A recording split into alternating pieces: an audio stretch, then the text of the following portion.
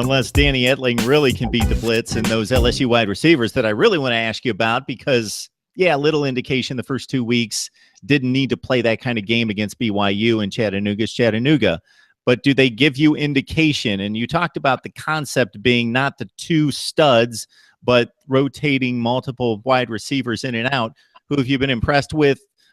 And have you been impressed overall? Oh, man, we got the – again, it was Chattanooga, but for the first time we saw LSU under Matt Canada stretch the field, and you got to see some of the athleticism, guys that we've talked about before, Mark, like Stephon Sullivan, who's a big 6'6", 225-pounder, who you look at him and he's just a gazelle, and they throw a jump ball to him about 40 yards downfield, and he just made everybody look silly going up to get it. Drake Davis on the first possession of the ball game for LSU on a deep, skinny post. Danny Etling underthrew him. I don't even think he recognized Drake's speed on the play. Drake had almost stopped in the middle of the end zone. He would have continued striding straight through the back line had he just kept going.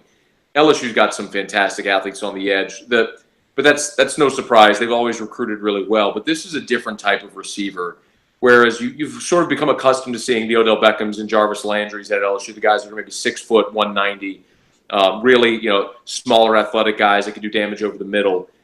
These guys are put them out wide, run go routes, and I dare you to run with them. The AJ Green, Julio Jones. I'm not saying they're those receivers. I'm saying they're built in that mold. Physically, that's what these guys look like. It's a different look, and it's fun to watch. Yeah, you got to excuse me there. Don't have the scouting report on last week's game. I was checking out a few other things, and you can imagine I wasn't checking out the Chattanooga game. I thought you were pretty safe on that one. I was sitting in the press box at Tiger Stadium with my laptop, and I had 4 screens open. I'm watching Notre Dame and Georgia. I'm watching the Auburn-Clemson. I'm watching Ohio State and Oklahoma. So I was locked into all of them too.